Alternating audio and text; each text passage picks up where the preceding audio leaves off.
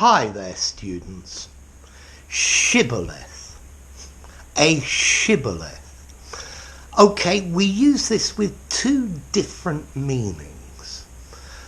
One of them is talking about a common belief, a common tradition, a common practice that some people think is inappropriate or out of date, outdated.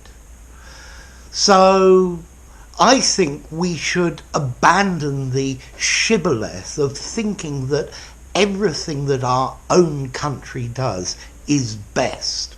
We have the best food, we have the best language, we have the best society, etc.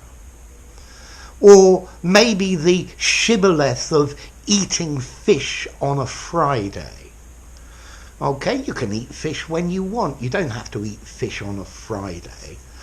This comes originally, I think, from fasting or not eating meat on Fridays. I think maybe we should stop the shibboleth of believing that the bigger our car, the higher our status. The shibboleth of identifying ourselves with the car that we drive. I think maybe the Far East should stop the shibboleth of arranged marriages. Or maybe I don't like the shibboleth of the way that people worship their football team, almost like it was a god. Okay, so this is one meaning of shibboleth. The other meaning of shibboleth, it's a word, a pronunciation, or a tradition, or a way of doing things that distinguishes one group from another. So there are various shibboleths among posh people. You must say sofa, not couch, because if you say couch, you are clearly common. My dear, you must use the word napkin. You can't use the word serviette. That's another shibboleth. Or also there's the shibboleth of aspirating H. So the letter H, if you're really posh, you should aspirate it. H. Whereas normal people just say H. But notice this shibboleth of aspirating H's actually goes further. In Northern Ireland, there is a shibboleth to distinguish between Catholics and Protestants. The Protestants say H, and the Catholics say H, aspirating. Okay?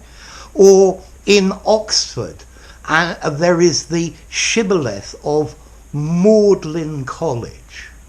Only people from the university say Magdalen College. Outsiders say Magdalen College. But in Oxford they call it Magdalen College.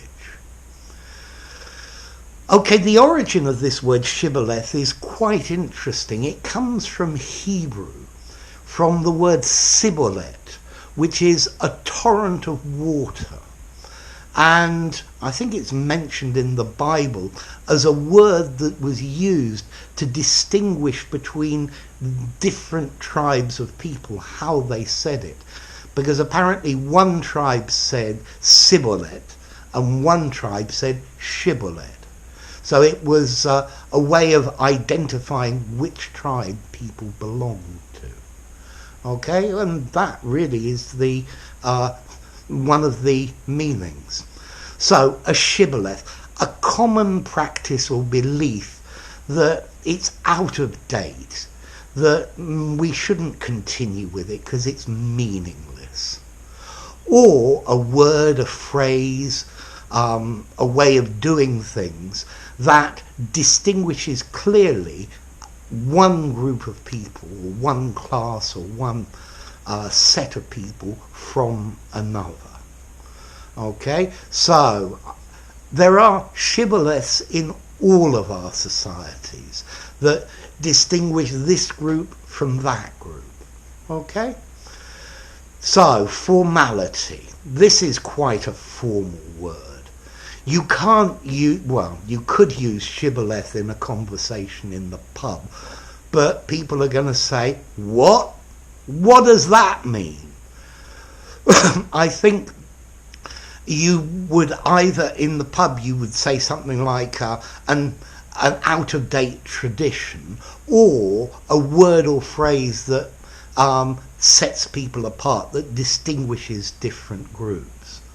I think shibboleth is great for one of your formal exam writings or in a semi-formal framework, but don't use it informally. Okay? So, a shibboleth, an out-of-date practice or belief or tradition, or a word or a phrase or something that distinguishes different groups, that causes divides in society. So there we go. If you enjoyed the video, give it a rating, subscribe to my channel, and I'll see you soon. Bye for now. Shibboleth.